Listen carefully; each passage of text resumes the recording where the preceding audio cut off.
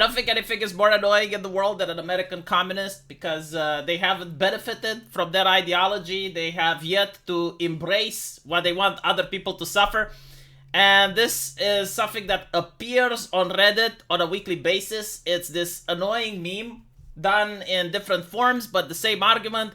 Now I have seen it on Our History Memes, and it's comparing the brutal Soviet architecture with the American suburbs, right? And I guess because from the sky, the American suburbs look the same in the design of the house, then clearly it must be exactly the same thing like the brutal communist architecture. Like, first of all, the brutal communist architecture, the main problem with it isn't necessarily that it's an eyesore, which it is. The main problem is that you are living in a box of matches. One of the most popular videos that I have ever made on this channel involves me walking around an apartment in one of these horrible places and showing to people just how bad it is to live there. And on top of that, whenever something breaks, whatever, let's say the building is getting a mice infestation or it needs a makeover because the paint isn't looking at it used to look like 20 years ago, it's very difficult to make the repairs. Like, let's say the basement is flooded. In order to make the repairs, you have to get 50% plus one of the people who live there to agree to pay for the repairs. And many times, some people just don't. So you end up with nasty smell coming from the basement, rot, just things not functioning.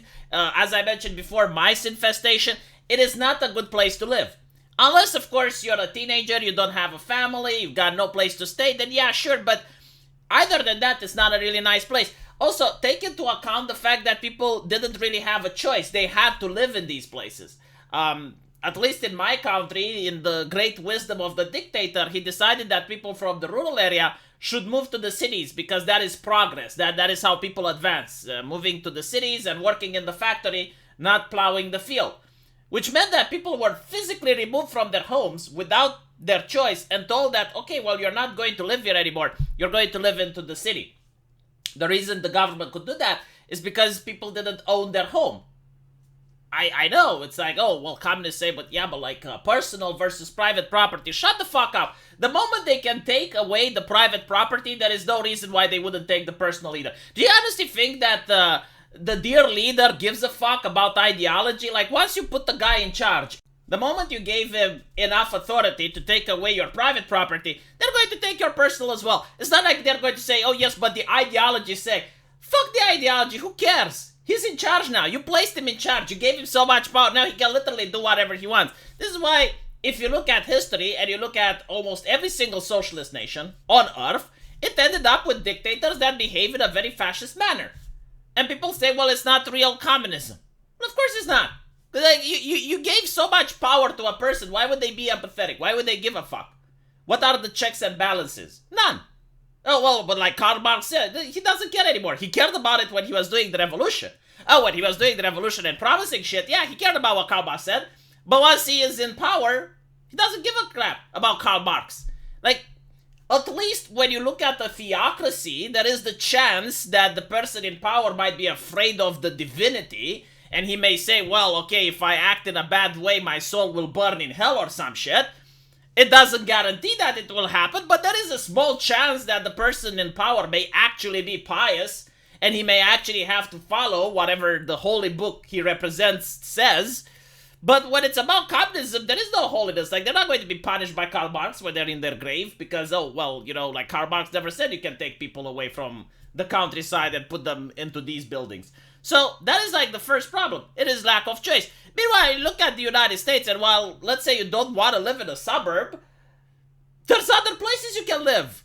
Like, the entire United States doesn't look like this, but there are entire cities in Eastern Europe that look like this. So please spare me.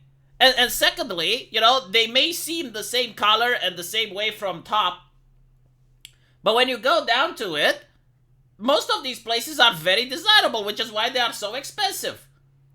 Sure, you know, maybe you don't like the way that the housing association forces people to have the exact same things, and you can't paint your house any way you want, and it robs you of individuality. But again, you don't have to live there, first of all. Second of all, the people there want it to be this way. so that the value of the property doesn't go down.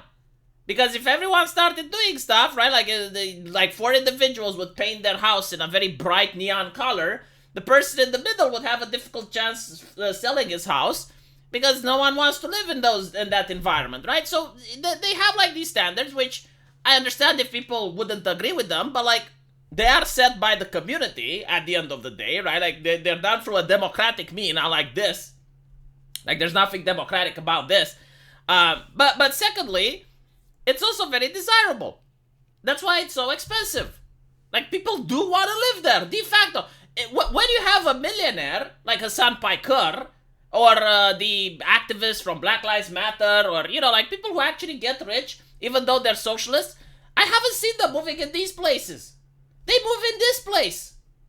Well, not necessarily this one, but one that's similar to this. Or they get like a large mansion. And it doesn't matter if they advocate for environmentalism, it doesn't matter if they advocate for whatever the fuck. When people have money, they want to move into these places. I have yet to see a person that wants to move here. It's like, well, I have a lot of money, I want to move here. The only exception is if they want to commute, right? Like they have, their job really close to a building here, and they're like, oh, well, the job is across the street, so it's convenient for me. But even then, if it's a rich person, they're going to find other ways. They're going to find other solutions. Now, regarding the architecture itself, man, like, it takes away sunlight. I lived in one of these places that you get no sun exposure.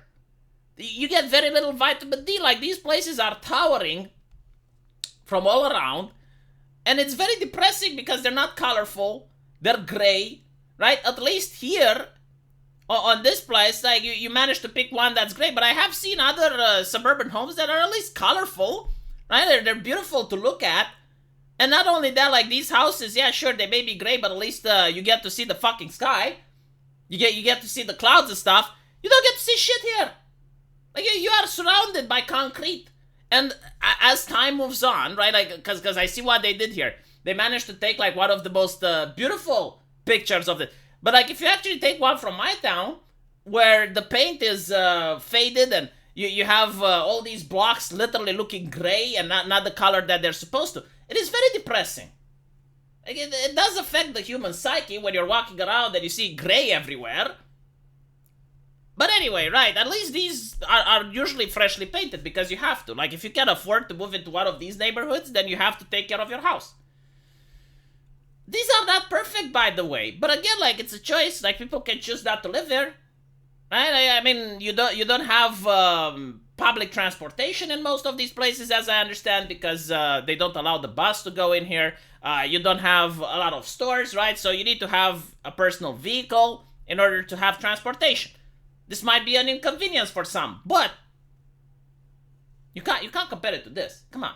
Like, and comparing it to this, do you know how hard it is to find a parking space? Like, they don't have underground parking or anything. Like, when these were constructed during the Soviet era, they didn't account for the fact that every single person is going to have a car, right? Like, they didn't account for this level of wealth, prosperity, and even the concept that people can move around was bewildering. It's like, what if they want to go and protest the government? Like, why should they have cars?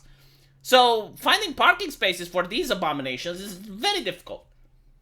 But anyway, right, let me know what you guys think, and as usual, I will see you in the comment section. Take care.